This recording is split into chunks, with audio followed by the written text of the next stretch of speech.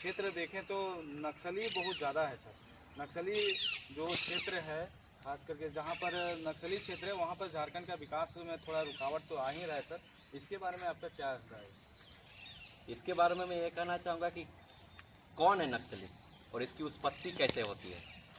देखिए, जैसा कि मैंने अपने हसदेव जंगल का नाम लिया, आपने हसदेव जंगल का नाम लिया था, उसी के कॉन्टेक्स्ट में आपको बताना चाहूँगा कि अगर कोई आपको ज़बरदस्ती, जिस ज़मीन में आप पिछले 50 साल से रह रहे हैं और ज़बरदस्ती आपको वहाँ से हटाएगा, आपको उस जगह से हटाएगा, आपके संसाधनों को छीनेगा, तो आप क्या कीजिएगा? अपने अधिकारों के लिए लड़िएगा नहीं। तो वो जो अपने अधिकारों के लिए लड़ रहे हैं उसको नक्सलाइट नाम दिया जा रहा है। अब देखिए, मैंने एक किसान की बात की थी थोड़ी देर पहले, उसका बेटा पिछले 15 सालों से एसएससी का तैयारी कर रहा है, पर वो सक्सेस नहीं हो पा रहा है। एक ओम बिरला की बेटी दूसरे दिन आईएएस बन जा रही है। तो अगर कोई नेता का बेटा, अगर नेता की बेटी, एक आम जनता, एक आम किसान, एक ग्रामीण मजदूर परिवार के लड़के का हक को अगर छीनेगा, वो भी एक बार नहीं, 2 बार नहीं, सदियों से छीनता आएगा, तो वो क्या करेगा? वो लड़का वो क्या करेगा?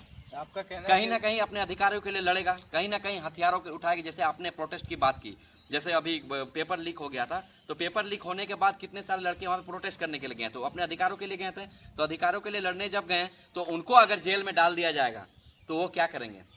तो ये जो नक्सली लोग होते हैं ना, ये जो होते हैं सिस्टम के सताए लोग होते हैं। तो मैं सिस्टम से ये पूछना चाहूँगा कि आप लोगों को इतना सताते ही क्यों हो? इतना प्रताड़ित ही क्यों करते हो? इतना शोषित ही क्यों करते हो कि लोग को नक्सलाइट बनने पर मजबूर होना पड़े? तो सबसे पहले सिस्टम को इस बात पे ध्यान देना चाहिए, इस बात पे नहीं कि कहीं पे नक्सलिज्म है, कहीं पे नक्सलाइट है तो उसको मार के खत्म करो। सिस्टम को इस बात पे ध्यान देना चाहिए कि वो नक्सलाइट बनते क्यों हैं। अगर इन सारे चीज़ों पे वो ध्यान देंगे तो नक्सलाइट बने। कौन चाहेगा कि जंगल में हथियार लेके घूमे? कोई चाहेगा दिल से? कोई नहीं चाहेगा। कौन चाहेगा कि उसके पीछे पुलिस घूमते रहे?